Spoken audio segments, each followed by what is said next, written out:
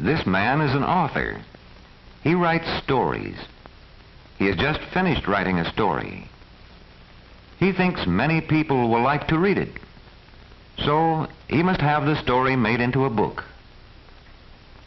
Let's see how the book is made. First, the story goes to the printing shop. This workman is a typesetter. He starts the job of preparing the story so it can be printed. He types the story on this machine, letter by letter.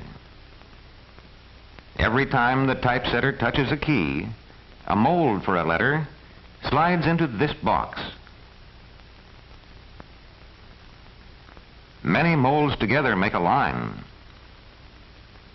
Every time the lever goes up, melted metal pours over the letter molds inside the machine.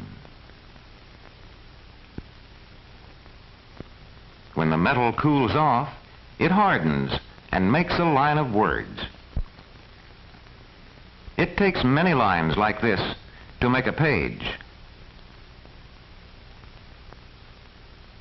As the typesetter works on new lines, a man takes the finished lines over to a long table. Here he arranges the lines for each page.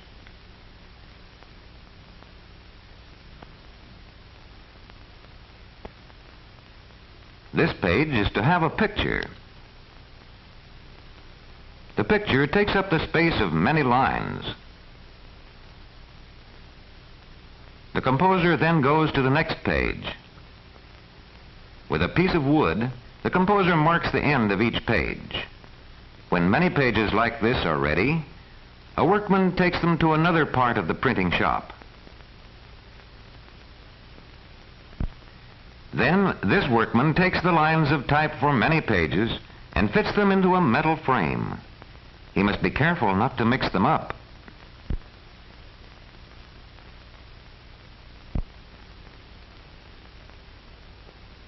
Long and short pieces of metal keep the pages apart and fill out the edges. This key locks the lines and pictures tightly in the frame. He locks them on all sides. Then he evens all the lines so that none of them will stick up.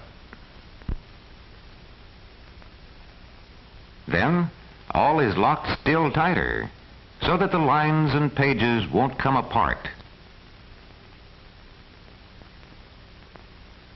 But the words and lines of type are of soft metal. They would soon wear out in printing. In this shop, they are made into copper. Copper is hard. Let's watch how this is done. This operator covers the lines and pages with a plate of wax. Then he pushes it into the press. Down goes the press, and out comes the wax plate with all the pictures and letters pressed into the soft wax.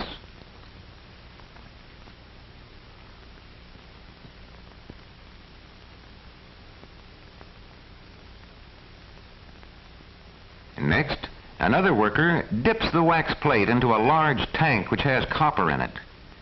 The copper goes into all the places where the letters have pressed into the wax. It forms a solid plate. It has the same letters and same pictures as before, but it is much stronger.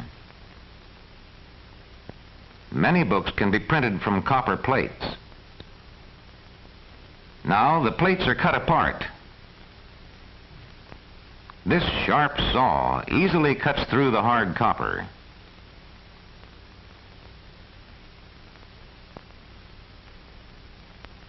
Each of these small plates has the words and pictures for just one page of the book.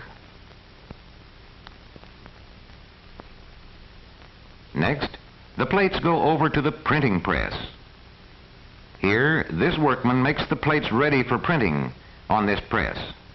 That is why they call him the ready man. The space where you see him now is called the press bed. 64 pages fit on one bed. The ready man fits every plate tightly to the bed in the right order.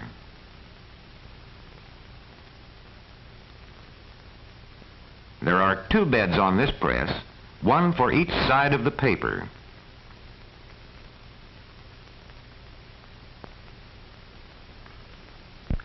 Both press beds of this printing press must be filled with plates before the printing can begin.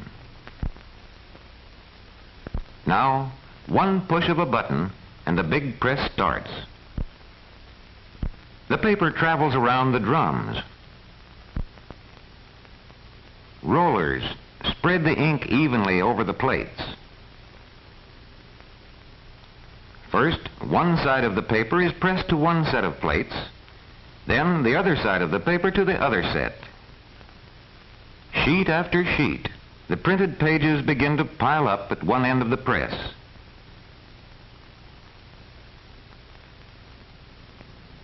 This workman now examines the sheets to see if they are nicely and clearly printed.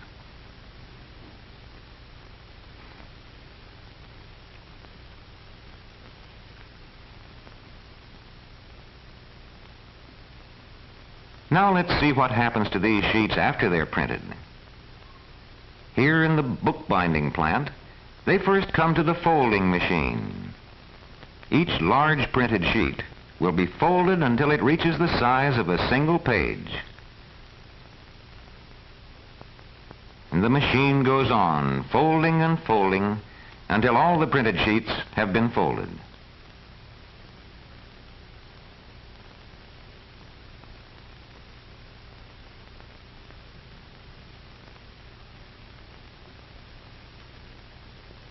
This man checks the folders to make sure that the pages follow each other in the right order.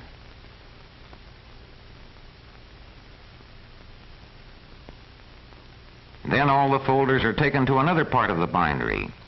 This part is called the gathering room. These girls stack the folders in piles and put each pile into its proper bin. They see to it that there are always folders in every bin.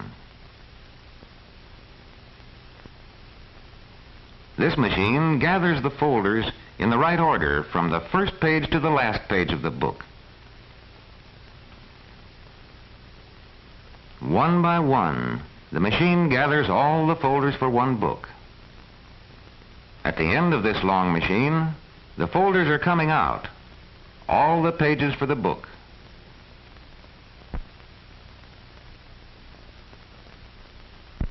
Here, other girls take the assembled folders to other machines.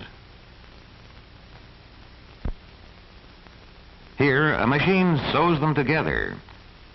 Again, each folder goes into the machine separately.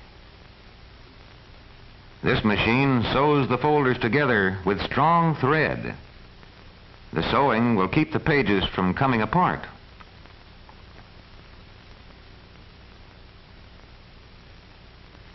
After the books have been sewed, they go on to the trimming shop. This machine trims the pages to just the right size with 3 sharp knives. First with one knife for the long side of the book, then with 2 knives for the 2 short sides.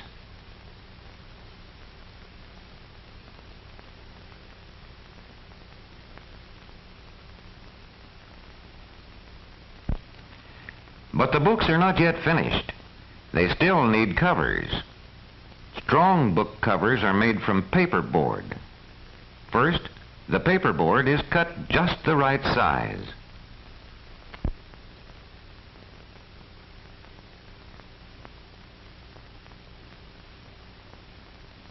Next, cloth from this roll is glued over the paperboard. This makes covers that are strong and good-looking.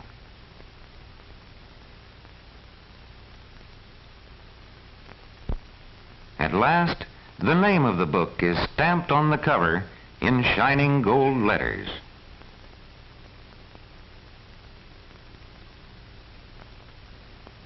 Now, the covers are ready for the pages of the book to be put inside them. One push, and the book has a cover around it. Another push, and the cover is glued tight.